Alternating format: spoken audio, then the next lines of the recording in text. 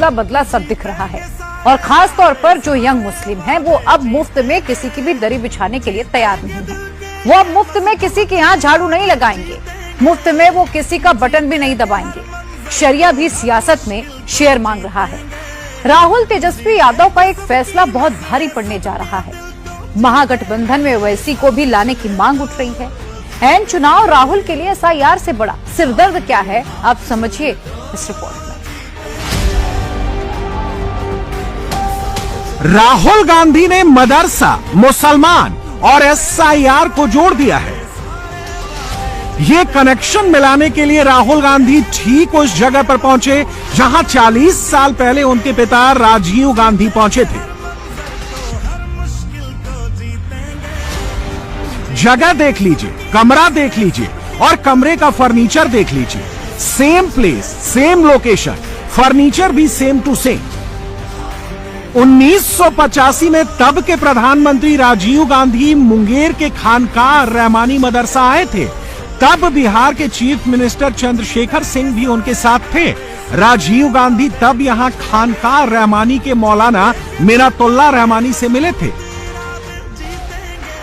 40 साल बाद 2025 में राहुल गांधी खानकाह रहमानी के चीफ मौलाना अहमद वली फैसल रहमानी से मिलने पहुंचे।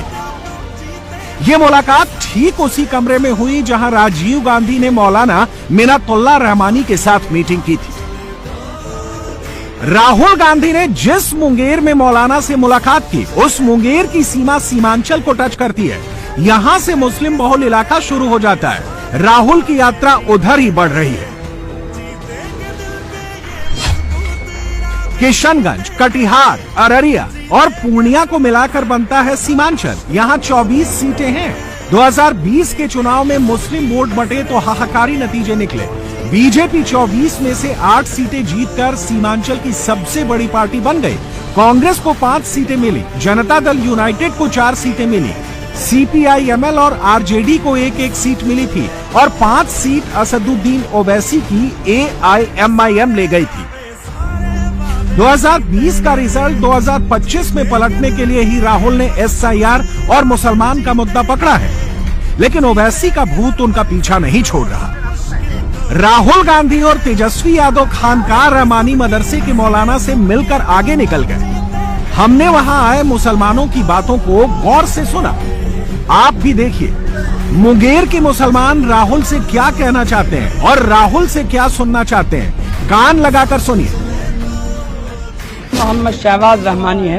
असदुद्दीन ओवैसी एक अच्छे नेता है, राजनेता है। उनको गठबंधन में शामिल किया जाए तो गठबंधन को बड़ा फायदा होगा, इंडिया गठबंधन को। इसलिए मेजोरिटी जो 2%, 3% वाले हैं, उनको बहुत सम्मान दिया जा रहा है सियासत में, मगर 20% वाले को अब किसको नाम लेकर बताया जाए आपको?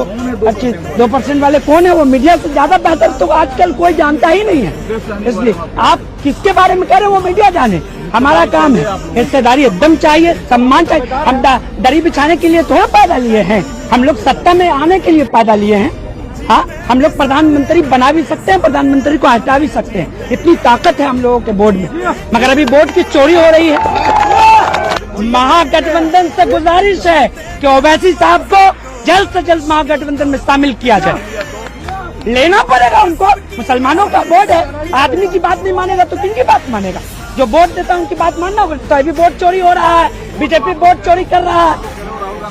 हम राहुल गांधी के साथ अब भी हैं और हमेशा रहेंगे, मगर राहुल गांधी से निवेदन कर रहे हैं हम लोग कि उनको ओवैसी साहब को गठबंधन में शामिल करना। मानना ही होगा उनको, कैसे नहीं मानेंगे? वो हमसे हैं, हम उनसे नहीं है।